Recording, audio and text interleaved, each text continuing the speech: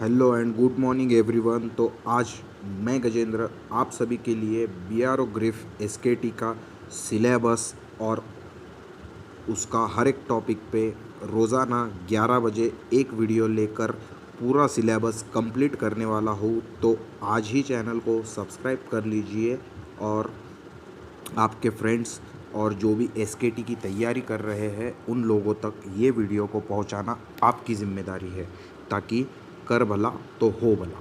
तो आज बात करते हैं बीआरओ ग्रेफ एसकेटी में जो एग्ज़ाम है उसका सिलेबस। नोटिफिकेशन के हिसाब से सिलेबस जो दे रखा है वो था अकाउंटिंग ऑफ स्टोर्स, ये पहला चैप्टर है। Receipt, inspection and preservation of store. तीसरा था storage and precautions of store including fire protection, दुकानों का भंडारण, आग सहित सावधानियां और सुरक्षा। चौथा है स्टॉक वेरिफिकेशन ऑफ स्टोर।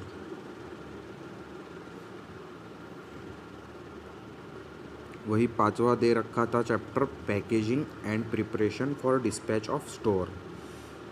और छठा चैप्टर दे रखा है मेंट of store ledger, stock ledger का रख रखाव। सातवां है सिक्योरिटीज़ ऑफ स्टोर। आठवां रहेगा चैप्टर क्वेश्चन ऑन अर्थमेटिक, अंक गणित पर प्रश्न। और नौवां चैप्टर रहेगा सामान्य ज्ञान। तो आज का पहला टॉपिक हम डिस्कस करने वाले हैं अकाउंटिंग ऑफ स्टोर। तो रोज़ाना बात करते हैं वही लैंग्वेज में मैंने कुछ पॉइंट्स निकाले हैं और वही मैं आपके साथ शेयर करने वाला हूँ। तो जिस किसी को देखना है वो देख सकता है, जिस किसी को स्किप करना है वो अभी चले जाए। हम लोग पढ़ाई के हिसाब से यहाँ पे एक दूसरे से मिल रहे हैं ये चैनल के माध्यम से। तो आप भी मेरे जैसा सोचते हो कि कर भला तो हो भला, तो आप सभी के लिए वेलकम है माय जॉब टीम की तरफ से। आज का चैप्टर हम देखेंगे अकाउंटिंग ऑफ स्टोर, दुकानों का लेखा जोखा जिसे हिंदी में कहा जाता है। लेखांकित व्यवसाय लेन देन पर रिकॉर्डिंग और रिपोर्टिंग का अभ्यास और जानकारी प्रबंधक के लिए ठोस आधार के लिए लेखांकन की आवश्यकता है। लेखांकन प्रणाली में वित्तीय रिपोर्ट तैयार कैसे किया जाते हैं उसके बारे में आज देखते हैं। सबसे पहले रिकॉर्ड रखने के लिए तर्कसंगत दृष्टिकोण होना चाहिए। मतलब आप जो भी रिकॉर्ड रखते हो, जब आप स्टोर कीपर बन जाते हो तो आपको हर चीज़ का रिकॉर्ड मेंटेन करना पड़ेगा। यही अपने को चैप्टर दिया है। एक्चुअली ये अकाउंटेंट का काम होता है, बट अपने को चैप्टर दिया है तो अपने को इसको भी पढ़ाई करना ज़रूरी है।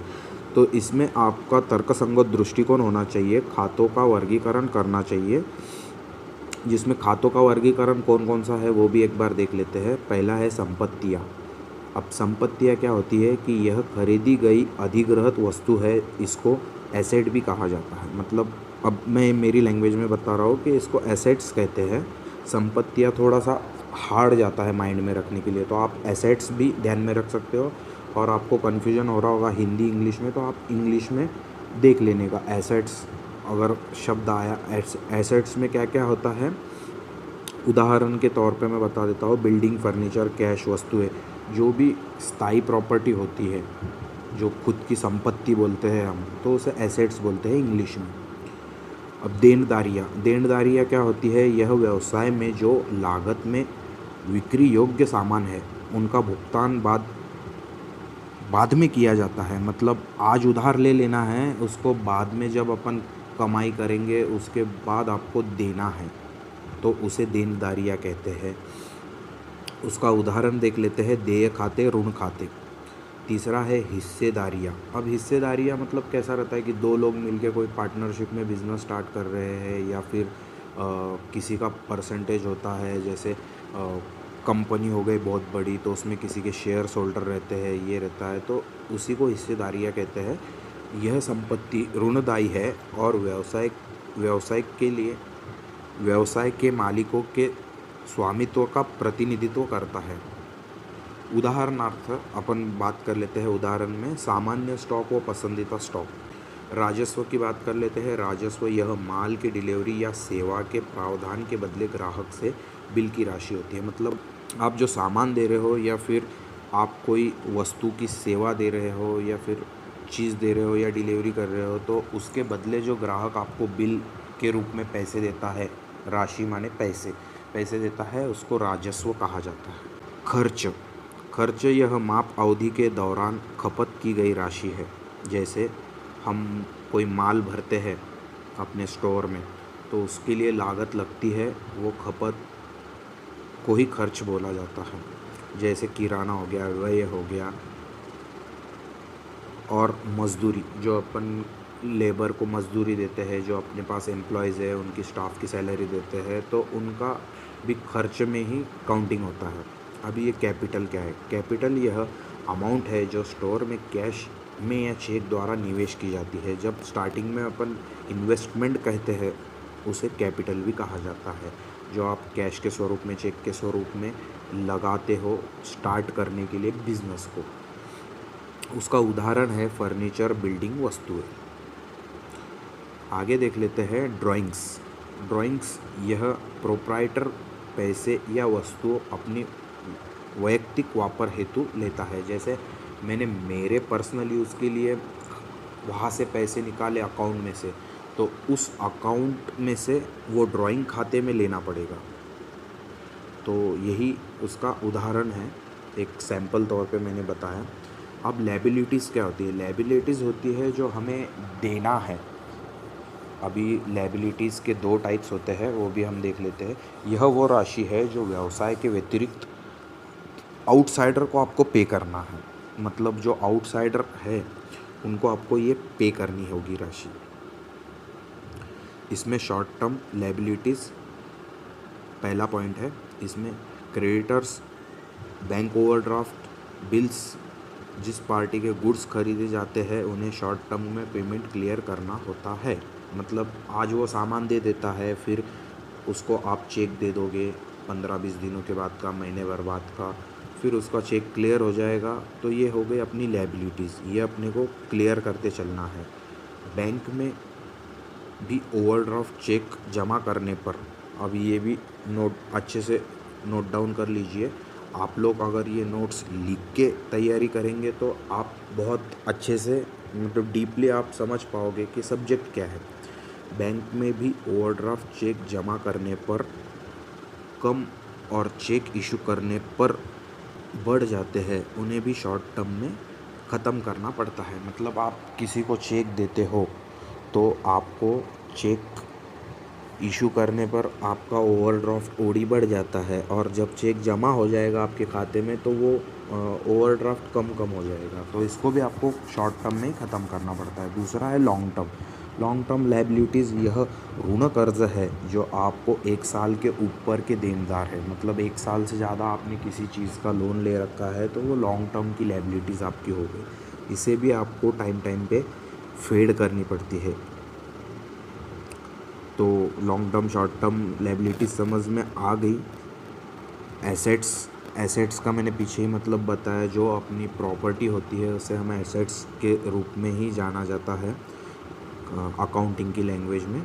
असेट्स मतलब मनी वैल्यू, बिजनेस की प्रॉपर्टी। वही बोला मैंने कि बिजनेस की प्रॉपर्टी या फिर आपकी प्रॉपर्टी। उदाहरणार्थ लेनदार, मतलब आपको किसी से लेना है, आपका सामान दे दिया, उधारी में दे दिया आपने, उसका आना बाकी है, तो उसको भी हम एसेट्स के रूप में ही काउंट करते हैं। दूसरा है स्टॉक गुड्स, जो आपके पास स्थायी मालमत्ता है स्टॉक में, वो भी आपके एसेट्स ही है। फर्नीचर भी आपके एसेट्स है। कैश, जो कैश आपके पास सेविंग में है वो भी आपके एसेट्स ही है। बिल्डिंग, ये भी आपके एसेट्स ही है। करंट असेट्स, इसमें भी 2 टाइप होते हैं एसेट्स में भी। करंट असेट्स जैसे अभी दुकानों में मौजूद स्टॉक, गुड्स, सामग्री, गुड्स माने सामान ही होता है, सामग्री, मशीनरी, वस्तुएं जो कन्वर्ट होके कैश ही होने वाली है उसको करंट असेट्स बोलते हैं। उदाहरणार्थ क्लोजिंग स्टॉक, लेनदार जिससे उधारी आनी है, तो ये करंट असेट्स हो गए, मतलब चालू असेट्स। अब ये फिक्स असेट्स किसको बोलते हैं? जो फिक्स्ड है, जो स्थायी वस्तुएं है, बिक्री करने हेतु नहीं है। बिक्री करने हेतु नहीं है, ध्यान में रखिए। जो स्थायी वस्तु है बट बिक्री करने के लिए नहीं है, जो आपने आपके सुविधा के हिसाब से ले रखी है, जैसा फर्नीचर हो गया, दुकान हो गई, मशीनरीज हो गई, जो आपको इस्तेमाल करनी है आपके यूज़ के लिए, वो आपकी प्रॉपर्टी हो गई। इसको स्थायी मालमत्ता जैसे बोलते हैं, स्थायी वस्तु स्थायी मालमत्ता। तो ये हो गया फिक्स एसेट्स। आगे देख लेते हैं अकाउंटिंग ऑफ स्टोर्स क्या होता है। क्या होता है अकाउंटिंग ऑफ स्टोर्स? अकाउंटिंग को लेखांकन या दुकानों का लेखा जोखा भी कहा जाता है। यह एक प्रोसेस है जो वित्तीय पहलुओं का रिकॉर्ड रखता है। अकाउंटिंग का सही मतलब किसी भी प्रोसेस में या बिजनेस में हो रहे फाइनेंशियल ट्रांजैक्शन के बारे में लिखित जानकारी रखना। मतलब जो भी आपका बिजनेस में ट्रांजैक्शन हो रहा है उसका लिखित में आपको रिकॉर्ड रखने के लिए अकाउंटिंग हेल्प करता है। अकाउंटिंग में लेन देन का रिकॉर्ड रखा जाता है। उन रिकॉर्डों को वर्गीकृत यानी क्लासिफाइड करता है और उनके सारांश को प्रस्तुत करता है। जैसे एक उदाहरण के बारे में देख लेते हैं। जब कोई एंटिटी अलग अलग सप्लाई के साथ कंज्यूमर के साथ लेन देन करती है तो प्रत्येक सप्लायर और कंज्यूमर को एक अलग खाता बनता है। मतलब हर एक की अलग अलग एंट्री की जाती है। खाते के बाएं हाथ को डेबिट पक्ष कहा जाता है, जबकि खाते के दाएं ओर को क्रेडिट पक्ष कहा जाता है। आगे देखते हैं अकाउंटिंग के 3 मुख्य प्रकार होते हैं। ये बहुत ज़रूरी है। इसमें से बहुत सारे क्वेश्चन MCQs में भी है। आगे हम MCQs की भी तैयारी करेंगे। आपका 15 दिन में हमको इस बार BRO निकालना ही निकालना है, तो हम साथ में पढ़ाई करेंगे। देखते हैं वैयक्तिक खाता पर्सनल अकाउंट, वास्तविक खाता जो रियल अकाउंट, और तीसरा है नाम मात्र खाता जिसको हम कहते हैं नॉमिनल अकाउंट। अब इसकी परिभाषा क्या क्या है इसको अच्छे से समझते हैं। वैयक्तिक खाता जो होता है उसे किसी व्यक्ति, संगठन, कंपनी से जुड़े होते हैं। मतलब पर्सनल अकाउंट या बिज़नेस का कोई अकाउंट है, संगठन का कोई अकाउंट है या कंपनी का कोई खाता है तो उन्हें कहा जाता है वैयक्तिक खाता। जैसे एग्जाम्पल देख लेते हैं। किसी व्यक्ति का खाता, बैंक खाता, कैपिटल खाता, सप्लायर का खाता, वित्तीय संस्था का खाता, ड्राइंग खाता, XYZ लिमिटेड कंपनी का खाता। तो ये वैयक्तिक खाते में ऐसे टाइप्स आते हैं जिससे पता चलता है किससे कितने पैसे लेने हैं, किसको कितने पैसे देने हैं। सीधी बात है। जब आपके ट्रांजैक्शन हो गए तो उसका एक रिकॉर्ड तैयार होता है ऑटोमेटिकली और उसमें आपको लेन देन का सूची मिल जाती है। अभी दूसरा है वैयक्तिक खाता नियम। इसका वो नियम भी देख लेते हैं। डेबिट होते हैं तो रिसीव और क्रेडिट होते हैं तो गिवर। इसका सिस्टम ऐसा है। डेबिट अगर होते हैं तो रिसीवर है, क्रेडिट अगर होते हैं तो गिवर है। दूसरा है वास्तविक खाता। वास्तविक खाता वो खाते होते हैं जो संपत्तियों से संबंध रखते हैं। जैसे हम एसेट्स की बात कर लेते हैं। एसेट्स हो गए आपकी, ये वास्तविक खाता है आपका।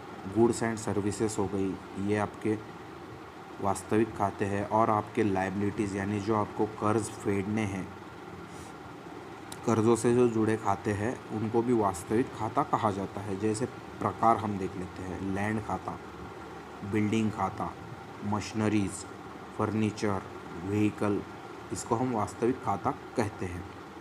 इन्हें टेंजिबल रियल खाता भी कहते हैं। ये भी नोट डाउन करने जैसा पॉइंट है। क्वेश्चन इसमें MCQs बन सकते हैं। इसमें ऐसी संपत्तियां शामिल है जिनका भौतिक अस्तित्व है, जिन्हें छुआ जा सकता है। जैसे आपने एक बिल्डिंग है, बिल्डिंग पे लोन लिया है तो ये आपका हो गया वास्तविक खाता। आपने कोई गाड़ी ली है, गाड़ी पे लोन ले रखा है तो जो गाड़ी का जो लोन होता है उसको वास्तविक खाता बोलते हैं। कोई फर्नीचर है वो भी EMI पे आजकल मिल जाता है। कोई लैंड खरीदी है, कोई मशीनरीज खरीदी है, उसको भी आप EMI पे हफ्तों पे लेते हैं। आजकल तो बहुत आसान हो गया है EMI पे लेना। तो ये इन्हीं खातों को वास्तविक खाता कहा जाता है। और तीसरा जो है अकाउंट, वास्तविक खाता इसे बोलते हैं। इन परिस्थितियों का भौतिक अस्तित्व नहीं होता। इनका भौतिक अस्तित्व नहीं होता मतलब आप इन्हें छू नहीं सकते, परंतु इनका मूल्य होता है। जैसे उदाहरण के तौर पे हम समझेंगे कि गुडविल हो गया, पेटेंट हो गया, कॉपीराइट्स हो गया, ट्रेडमार्क हो गया। रियल अकाउंट्स के बारे में भी क्वेश्चन पूछा जाता है। तो ये आप मेरे हिसाब से तो आपने ये पूरी नोट्स राइट डाउन कर लेना है अच्छे से, उसे 2-3 बार पढ़ना है, या फिर आप वीडियो को स्टॉप कर कर के फिर से एक बार आप लिख कर या फिर सुनकर आप अच्छे से समझ सकते हो। और मैंने ये सभी मेरी खुद की लैंग्वेज पे लिखा है ताकि समझने में आसानी हो, क्योंकि बुक्स में इतने हार्ड और इतने डिफरेंट टाइप में बताया गया है कि वो समझना इम्पॉसिबल है, और हमारे पास सिर्फ 15 दिन बचे हैं, तो हम मिलकर बहुत अच्छे से तैयारी कर सकते हैं। रियल खातों के नियम, अभी हम नियम देख लेते हैं। डेबिट है जो व्यवसाय में आता है, जो डेबिट हुआ है वो व्यवसाय में आता है। क्रेडिट है जो व्यापार से बाहर चला जाता है। नाम मात्र का खाता, नॉमिनल अकाउंट। अब ये नॉमिनल अकाउंट क्या है यह खाता इनकम और खर्च के बारे में जानकारी देता है। नाम मात्र खाता हमारी लाभ या हानि से जुड़ा और उसकी माहिती रखता है। नाम मात्र खाता के नियम है, डेबिट है व्यवसाय के सभी खर्च और नुकसान। डेबिट होते हैं व्यवसाय के सभी खर्च और नुकसान। क्रेडिट है व्यवसाय की इनकम और लाभ। मात्र खातों के प्रकार, डिस्काउंट देना पड़ता है। सैलरी खाता, आपको एम्प्लॉयज़ को सैलरी देनी है, परचेस करना पड़ता है कुछ गुड्स वगैरह, इंटरेस्ट देना पड़ता है। वेजेस है, कमीशन एंड पे रिसीव है, किसी को कमीशन देना पड़ता है। सेल्स है, इंश्योरेंस है, ये भी आपका नाम मात्र खाता में ही आएगा। इंश्योरेंस, कैश हो गया, income, expense, liabilities, equities. Accounting के कुछ विशेष नियम हैं जो व्यापारी स्टोर कीपर को जान लेना ज़रूरी है। मतलब अकाउंटिंग के कुछ छोटे से नियम हैं, उनको व्यापारियों को और स्टोर कीपर को जान लेना और ध्यान में रखना बहुत अनिवार्य है। जिसमें पहला आता है अकाउंट पेएबल, एपी बोलते हैं उसको शॉर्टकट में। यह उन खर्चों में शामिल किए जाते हैं जो व्यवसाय में हुए हैं। अब ये क्या है, जो खर्चों में शामिल कर देते हैं जो व्यवसाय में हो चुके हैं। यह बैलेंस शीट पर लायबिलिटीज़ के रूप में दर्ज किए जाते हैं, क्योंकि कंपनी द्वारा बकाया ऋण है। मतलब आपने लायबिलिटीज़ है आपकी, जो आपको और आपकी कंपनी द्वारा ऋण है, मतलब कर्जा है, वो आपको फेडना है। अकाउंट पेएबल बोलते हैं उसको। अकाउंट रिसीवेबल, अब ये रिसीवेबल क्या है, जो रिसीव हो गया। अब ये पेएबल क्या था, देना है, ये लेना है। कंपनी द्वारा प्रदान की गई बिक्री हो चुकी है, अभी तक भुगतान एकत्रित नहीं हुआ है, पैसे अपने को कलेक्शन नहीं हुआ है। चीज़ तो दे दी है हम लोगों ने, अब उसका पैसा आना बाकी है। यह खाता बैलेंस शीट पर है, अब उसकी अपने को रिकॉर्ड के तौर पर बैलेंस शीट पर ले लेना पड़ता है कि ये चीज़ तो दे दी है, इसका पेमेंट आना बाकी है। इसे हम एसेट्स के रूप में देखते हैं। ये भी अपनी संपत्ति हो गई, एसेट्स हो गई, जिसको हम शॉर्ट टर्म एसेट्स बोलते हैं, जो अपनी अपकमिंग तुरंत अपने को कुछ ही दिनों में मिलने वाली है। तो ये आने वाले कुछ दिनों में नगद के तौर पर परिवर्तित होगी। तो अकाउंट रिसीवेबल मतलब पैसा आना है आपको बैलेंस शीट में, जो आपका लेन देन बाकी है लेनदारों से, उसे AR भी कहते हैं शॉर्टकट में, अकाउंट रिसीवेबल। अब एक्योर्ड एक्सपेंस, यह ऐसा व्यय है जो भुगतान नहीं किया जा सकता लेकिन एक्योर्ड एक्सपेंस शब्द से वर्णित है। खर्चा जो छोटे छोटे पैमानों में हो जाता है, उसको एक गट बना के रखा है, एक्योर्ड एक्सपेंस। अब एसेट्स को शॉर्ट फॉर्म है A। कंपनी के पास कुछ भी है, मौद्रिक मूल्य या नगद से लेकर भूमि तक, सब कुछ सूचीबद्ध है, सब कुछ एसेट्स है जो कंपनी के पास है। मौद्रिक मूल्य है, नगद राशि है और भूमि है, मतलब ज़मीन जायदाद, ये वो सब एसेट्स ही। बैलेंस शीट BS एक फाइनेंशियल स्टेटमेंट है जो कंपनी की सभी एसेट्स, लायबिलिटी और इक्विटी पर रिपोर्ट करता है। मतलब आपकी एसेट्स, आपकी लायबिलिटीज़ और आपकी इक्विटीज़ पर ये रिपोर्ट करके बैलेंस शीट तैयार की जाती है। तो इसका एक कोड भी है, assets = liability plus equity. Note down कर लीजिए फ्रेंड्स, ये काम में आने वाले पॉइंट्स हैं आपके। इस पे से बहुत MCQs बन सकते हैं। अभी छठा देख लेते हैं, book value, BV। Book value एक एसेट के मूल्यों को दर्शाता है, मूल मूल्यों को दर्शाता है। सातवां पॉइंट है इक्विटी। इक्विटी है लायबिलिटीज़ को हटाने के बाद इक्विटी मूल मूल्यों को दर्शाता है। लायबिलिटीज़ को हटाने के बाद मतलब आपके ऋण कर्जे जो हटाने के बाद इक्विटी में मूल मूल्य जो है उनको दर्शाता है। इन्वेंट्री, अब ये इन्वेंट्री क्या है वो भी देख लो। इन्वेंट्री एक ऐसा शब्द है जो कंपनी द्वारा इस्तेमाल होता है। यह एक वो आइटम है जो ग्राहकों के लिए कंपनी द्वारा बिक्री हेतु खरीदी गई संपत्ति है। माने आपने इन्वेंट्री दुकान में क्या क्या सामग्री रखी है, कौन कौन सी वस्तु ला के रखी है, किस चीज़ के लिए ला के रखी है, बिक्री के हेतु, उसे हम इन्वेंट्री कहते हैं। सीधे सीधे शब्दों में, मेरे शब्दों में, सिंपल लैंग्वेज में मैंने लिख रखा है क्योंकि समझने में आसानी हो। आपको अच्छा नहीं लगा तो कोई बात नहीं, ना ही मैं आपसे कोई चार्ज मांग रहा हूँ, ना ही 999 वाला आपको ट्यूशन पढ़ा रहा हूँ, ना ही मैं सिर्फ एक दूसरे की हेल्प करने के उद्देश्य से जो आपके पास नोट्स है वो मुझे प्रोवाइड कीजिए, मेरे पास जो नोट्स मैंने बना के रखी है अपने लिए वो मैं आप लोगों को प्रोवाइड कर रहा हूँ। बस मेरा इतना ही मोटो है, ना ही मैं आपसे कोई पैसे इटने वाला हूँ। मेरे वजह से किसी का अच्छा अगर हो रहा है तो इससे बड़ी क्या बात है।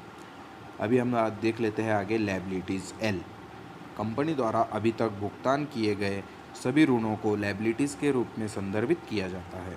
अब कॉमन लायबिलिटीज़ में आते हैं पेबल, पेरोल एंड लोन्स। ये आते हैं अपनी लायबिलिटीज़। एक्सपेंस यानी कॉस्ट, जो खर्चा, व्यापार द्वारा की गई कोई भी लागत एक्सपेंस है। कॉस्ट ऑफ गुड्स सोल्ड, माल के उत्पाद या सेवा से जुड़ी खर्चों को कॉस्ट ऑफ गुड्स सोल्ड कहा जाता है।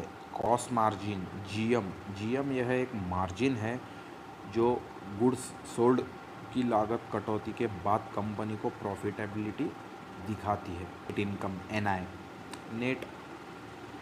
नेट अमाउंट, यह प्रॉफिट से कमाई गई रेवेन्यू से कैलकुलेट करते हैं और इस प्रावधान में सारे एक्सपेंस को वज़ा करके नेट इनकम निकाली जाती है। नेट मार्जिन, यह वो राशि है जो कंपनी के रेवेन्यू से लाभ को दर्शाती है। अब ये राशि क्या है कि कंपनी के रेवेन्यू को दर्शाती है और रेवेन्यू के लाभ को दर्शाती है। यह प्रॉफिट से नेट मार्जिन कैलकुलेट करके निकाली जाती है। प्रॉफिट से नेट मार्जिन कैलकुलेट करके निकाली जाती है। रेवेन्यू सेल्स क्या है? REV, व्यवसाय द्वारा प्राप्त धन को रेवेन्यू कहा जाता है। रेवेन्यू किसे कहा जाता है? व्यवसाय द्वारा प्राप्त धन को रेवेन्यू कहा जाता है। अब ये ग्रॉस प्रॉफिट, GP, यह कंपनी की प्रॉफिटेबिलिटी है जो इंगित करती है बिना ओवरहेड खर्चों को ध्यान में रखे यह उसी अवधि के लिए कॉस्ट ऑफ गुड्स सोल्ड्स की लागत को घटाकर गणना की जाती है। मतलब कॉस्ट ऑफ गुड्स सोल्ड्स की लागत को घटाकर गणना मतलब कैलकुलेशन किया जाता है। गणना माने कैलकुलेशंस। ये भी बहुत इम्पोर्टेंट चैप्टर है अकाउंटिंग का। अकाउंटिंग के फ़ायदे क्या है? व्यक्ति द्वारा सभी बातों को स्मरण करना मुश्किल है। अभी एक व्यक्ति सब बातें कैसे ध्यान में रखेगा, और इसमें गलतियां होने की संभावना बहुत सारी है। व्यापार में रोज़ाना हज़ारों सैकड़ों लेन देन होते हैं। सही बात है, व्यापार में रोज़ कोई ना कोई आपसे कोई चीज़ लेके जाएगा, कोई चीज़ आप माल ऑर्डर करोगे, किसी को उधार दोगे, किसी को कैश दोगे, किसी से चेक दे दोगे। तो ये सब बातों का, इन सब बातों का, कई बातों का सौदा होता है मार्केट के अंदर, रोज़ाना व्यापार के अंदर, व्यवसाय के अंदर, स्टोर के अंदर। यह नगद और उधार दोनों हो सकता है।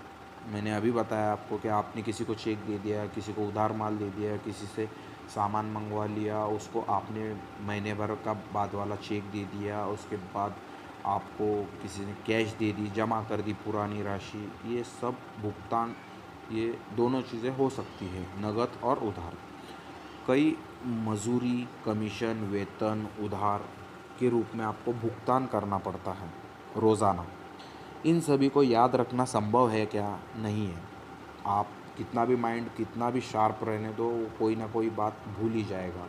कोई ना कोई बात याद से निकल जाएगी। तो उससे अच्छा है आपको अकाउंट्स इसी में हमारी मदद करता है। अकाउंट्स क्या करता है? इसी में हमारी मदद करता है। अकाउंट्स बिजनेस से जुड़ी सारी खबरें हम तक आसानी से पहुंचाता है। मतलब जो भी डे बाय डे अपना रोज़ाना जो भी खर्चा होगा, जो भी प्रॉफिट होगा, जो भी लॉस होगा, जो भी सामान आएगा, जो भी सामान जाएगा, उस सभी की एंट्री हम अकाउंट्स के तौर पर करते हैं रोज़ाना। तो उससे हमको वो मदद करता है बिज़नेस से जुड़ी सारी खबरें हम तक पहुंचाने में। उदाहरणार्थ हम देख लेते हैं, प्रॉफिट और लॉस की जानकारी, उधारी बाकी की जानकारी, बिजनेस का टर्नओवर, कंडीशन आदि सब की जानकारी आपको अकाउंट से मिलती है। पैसे का लेन देन प्रक्रिया में किसी के साथ समस्या खड़ी हो जाने पर दुकानों का लेखा जोखा न्यायालय में प्रमाण प्रूफ के तौर पर प्रस्तुत भी किया जाता है। अभी किसी का लेन देन या प्रक्रिया में आपको समस्या खड़ी हो गई, मान लो कोई दुकानदार ने आपको बोला कि मैंने 50 बॉक्स ला के रख दिए थे, आपके पास बुक में एंट्री है 25 बॉक्स की ही। अब आप ऐसे टाइम पे जो आपका अकाउंट का लेखा जोखा है, अकाउंटिंग है आपका, वो न्यायालय तक आपकी बात अगर चली गई, वो जो झगड़ा है आपका न्यायालय तक चला गया, तो इसके लिए प्रूफ माना जाता है अकाउंटिंग का। जो बैलेंस शीट आपका बनेगा, जो आपका डे बाय डे टर्नओवर होगा, उसको भी प्रूफ बोल के माना जाता है न्यायालय में। तो वो भी सादर कर सकते हो। कर्मचारियों की सैलरी, बोनस, भत्ते इत्यादि कैलकुलेशन में आपकी मदद करेगा। तो अकाउंटिंग आपको किस तरह से हेल्पफुल है, आपको मेरे हिसाब से समझ गया होगा। अकाउंटिंग टॉपिक पे अगर आपके पास कोई यूज़फुल इन्फॉर्मेशन है, इसके अलावा और कोई आपके पास नोट्स वगैरह है, तो प्लीज़ टेलीग्राम ग्रुप है हमारा, उसमें आप जुड़ जाइए और वो टेलीग्राम ग्रुप के माध्यम से हम एक दूसरे की हेल्प करेंगे। यहाँ पे कोई एडमिन नहीं होगा और ना ही कोई बॉस होगा। आपने सिर्फ एक दूसरे की हेल्प के उद्देश्य से जुड़ना है, बाकी दूसरा कोई मोटो नहीं। करोगे भला तो होगा भला। चलो, जय हिंद सभी को।